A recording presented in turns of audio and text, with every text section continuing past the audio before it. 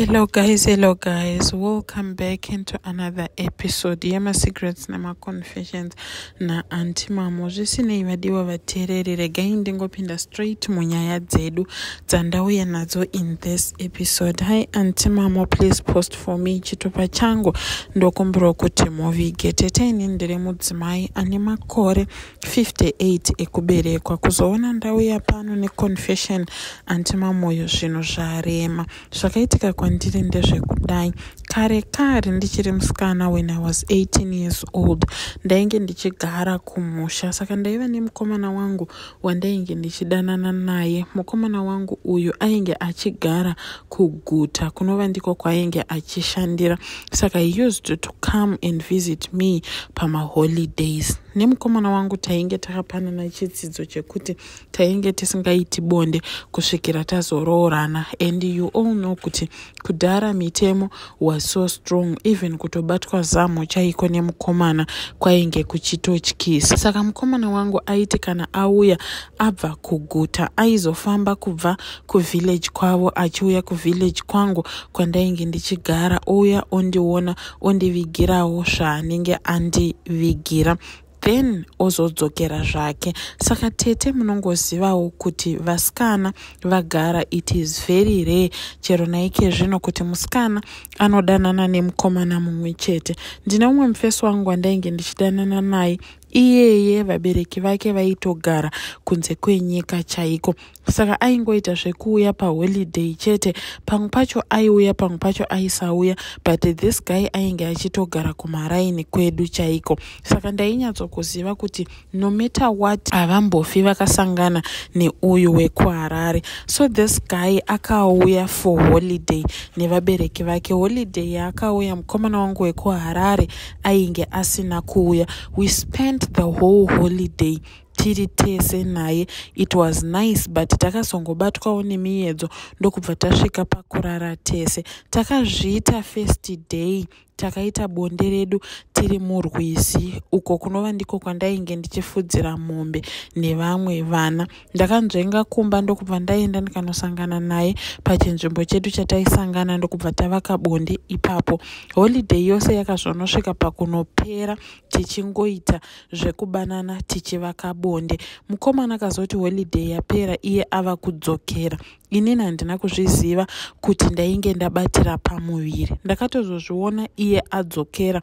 Adaro akabva atozoita nguva yakareba asina kana kumbogara zvamuchose. Pandakaona kuti ndainge ndava nenhumbu, inini ndakabva ndatoziva kuti mukomana wangu uyu ainge achigara kuguta. Zvichazokonzeresa kuti inini naye tinge tichivhiringana kana dzazova nyaya dzekuti ange achindiroora. Saka ndakangoti zano nderipi, ndakangoona kuti the best way kwainge kuri kungobvisa nhumbu chete, then ndobva ndazvinyararira ndosiyana nazvo. Ndakatanga kutaura nevamwe vanhu vechikuru ndichiferefeta information, ndichitsvaka zvinhu zvekuti ndingazvishandisa kuti ndinge ndichibvisa nhumbu yandainge ndinayo. Ndakasvika pakuwana information yekuti ndakaudzwa kamwe kamuti, so kandakanzi nditore ndikapfanye-pfanye ndorara ndakakanyika mumvura. Kana ndakanyika mumvura mangwana makuseni ndisina chandadya, then ndobva ndamuka ndichinwa mvura iyoya. Ndakaita saizvozvo Aunty Mamo, ndokunwa 2 liters yemushonga. Hazvinawo kumbomira, zvakabva zvatongobuda ipapo. Then ndokubva ndagara, but ndakatomborwara makuhwa akafamba kuti ndainge ndatobvisa nhumbu. But then ini ndakangoignore ndokubva ndasiyana nazvo. Takazogara nemufesi wangu paya. Mufesi akazonzwa makuhwa ekuti inini ndainge ndakabvisa nhumbu. Then akandibvunza, inini ndakaramba ndikamuudza kuti anoziva kuti inini newe hatisati takambovaka bonde, saka inini ndiri mhandara. Mufesi akabva aita eagerness yekuda kuti ange achiziva kuti zveshuwa here zvandiri kutaura izvi ndiri kurevesa. Mufesi akabva tanga kundipawo pressure yekuti inini ndinge ndichirara naye so that iye azivewo chimiro changu kuti ndakamira sei, nekuti akandiudza kuti umhandara hwacho kana huripo ndikahubvisa ndiri inini zvitori nani, because inini I have my plans newe, ndinoda kukuroora tete. I gave myself out but kutaura chokwadi inini deep down in my heart ndainyatsokuzviziva kuti ndiri kunyepa. Mukomana uya takawaridza bonde, ndokubva taita bonde, akaona kuti inini ndanga ndisisiri mhandara. That same time yatakavaka bonde, ndakabva ndabatira pamuviri. But musi wandakarara naye akabva atoramwa akati he is not going to believe in whatever that I'm going to say to him, because akanzwa makuhwa ekuti ndakabvisa nhumbu. And akabva ati, I thought kuti maybe vanhu vaitaura vainyepa, but now I have come to realize kuti vanhu nyangwe vachitaura zvekwa vasina kuswera, but zvavanenge vachitaura vanenge vachizviziva. Mukomana akabva aramwa ndokubva atoenda. After 2 months ndakazoona kuti ndainge ndaijamba maperiods ruviri gwese ndisina kuenda kuperiod. Ndipo pandakabva ndaona kuti kana ndikazobvisa nhumbu iyi inozoita maxas. Ndakaenda kumufesi ndokubva ndamuudza. Mufesi akajamuka akati ndinozvisiva sei kuti nhumbu yauri kuti unayo ndeyangu kana iwo wakambopinza mumwe munhu akaramba nhumbu yake anti. Ndakazoti nhumbu yava mu4 months ndakasangana neumwe mukomana ndokubva andinyenga zvekare. Mufesi uyu ainge achitotaura zvokuti iye he was ready to settle, ainge achitoda marriage chaiko zvekutodaro, but inini handina kunge ndamubudira pachena kuti ndanga ndine nhumbu ndakazvitakura. Mufesi akabva anditora ndokubva anditizisa. Apa ndakabva ndamupa pressure yekuti inini naiye tinofanirwa kunge tichiita bonde. Akabva anditora ndokunditizisa ndokuenda neni kumba kwavo. Ndichisvika kuya vanhu vakasvika vachindigamuchira, but vamwe they started suspecting me vachiti mukadzi uyu kusimba anoratidza kuti ane nhumbu, but I defended myself ndichingoti sevanhu vainge vasinganyatsoziva more about me uyezve vasingazivi body yangu kuti yakamira sei. Ndakazoti 8-9 months ndainge ndichisunga dumbu zviya zvekuti makuseni ndaimuka ndopinda mutoilet. Kubva zvatakaroorana handina day randakamboda kubvira ndageza nemukomana wangu kana kukumura hembe kumberi kwake. Ndaibvisira hembe mumablankets kana takuita bonde. Pamwe pacho ndaitoramba kukumura hembe totoita bonde ndakatopfeka hembe. Apa ndaiti makuseni ndichimuka ndikaenda kutoilet ndainozvipomba. Ndainge ndiine zambia rangu neskava zvandainge ndiinazvo zvekuti ndaipomba dumbu kusvikira radzokera mukati. Ndainge ndisingakwanisi kufema, ndaingogara ndichibitiridzigwa because ndinenge ndakasunga dumbu. Ndaizoti kana ndoda kufema ndaienda mutoilet ndonobvujunura dumbu riya robuda kunze, then ndobva ndafema ndobva ndasunga zvekare. Nhumbu yakarwadza antima moyo. Musi uwoyo wandakanzwa kuti nhumbu yarwadza ndakabva ndati inini ndandichikumbira kuti ndimboenda kumba kwedu, ndiri kuda kuti ndinge ndichinoona hama dzangu. Vanhu vakabva vandibvunza kuti why all of a sudden. Ndakabva ndangoti no, ndinofanirwa kuti ndinge ndichisvika kumba nhasi. Vakabva vati it's okay, no problem, you can go. Ndakabva kumba kwemurume ndokupinda munzira ndakananga kumba kwedu, asi kumba kwedu kuya handina kusvika. Ndakabva ndagara musango. Ndichibva kumba kwemukomana dzadzatova kuma late hours around kuma4. Apa kuti uende kumba kwedu kwainge kuine kamufambo. Ndakabva ndangogara musango ndokubva ndateerera nhumbu yangu ichirwadza. Ndakabva ndakambaira ndokukwira pamusoro pechikomo ndokunogara panzvimbo yakavanda yekuti ndaiziva kuti hapana munhu anokwanisa kuti andione.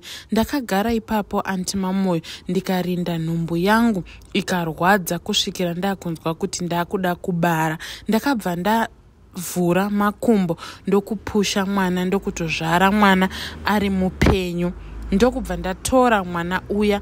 Apa mwana uya akangobuda zvese neravakuru rake. Ndokubva ndangotora mwana uya ndokubva ndabata ndokubva ndadzvinya. Mushure mekunge ndadzvinya mwana uya ndakamutora ndobva ndanomukanda mugwizi ndokubva ayerera negwizi ndokuenda. Inini ndakangonogeza mugwizi ndokuwacha hembe dzangu dzainge dzakatsvuka ropa ndokubva ndakontinya negwendo ndichienda kumba kwedu.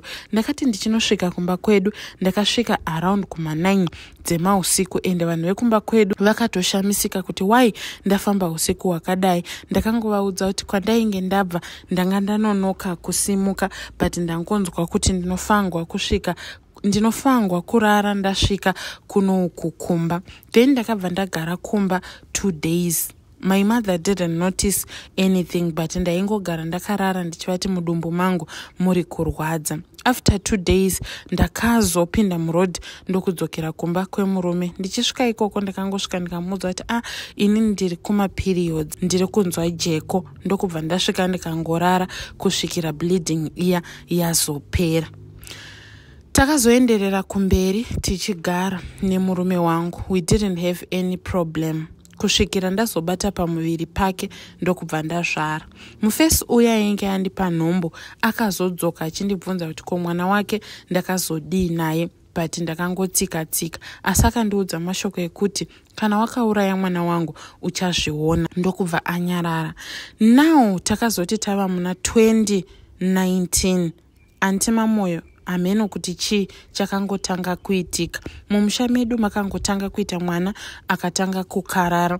Mwana uya akarara akabva asvikirwa nengozi yemwana uya wandakakanda mvura akayerera akaenda. Vakabvunza ngozi iya kuti uri kuda kuripwa nei. Ngozi iya yakati inini musati mandiripa ndiri kuda kuti mutevedze gwizi kwandakarashigwa, mutsvake mabhonzo angu mundivige zvakanaka, because mweya wangu uri kungotenderera uri mumvura, hauna kuzorora. Kana maviga mabhonzo angu, then tochizotaura kuti kundiripa kwamuri kuda kuita, muri kuda kundiripa nei, uyezve ndochizokuudzai kuti kuripwa kwandinoda kuita ndoda kuripwa sei, because pasina izvozvo kufushira mabhonzo angu neni hapatomborina kana rugare zvamuchose. Murume wangu nyaya iyi yakazosvika mukati menzeve dzake, akazondibvunza kuti chii chakaitika. Ndokubva ndamutsanangurira the whole thing zvakaitika, but murume wangu paakanzwa ndichimutsanangurira nyaya iyi, he was not happy,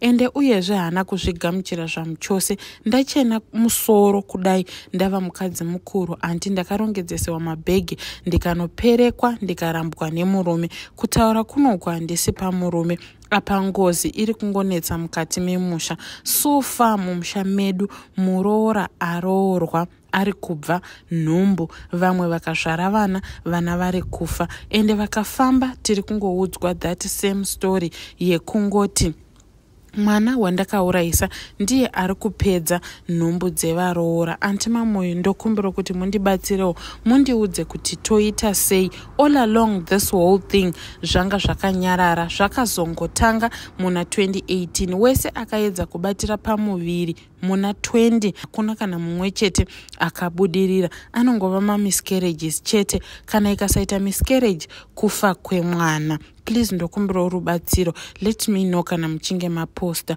kuti nyaya yakadai toifambisa sei, because mabhonzo acho andiri kunzi ndimatsvage zvinhu zvakaitika 30 years ago. Ndinomawana pai mabhonzo emunhu akafa 30 years ago. Vadiwa vatereri, ndo yanga iri confession ya Heidi. Zvisinei, you can tell us what you think in the comment section. Zvakaoma. I always say kuti guys, chenjerai, tambai nezvimwe but kwete neupenyu hwemunhu. Vamwe vanhu havarovi, kune mamwe madzinza ekuti haurawi sehuku, uyezve nyangwe akafa harovi, anogona kunonoka.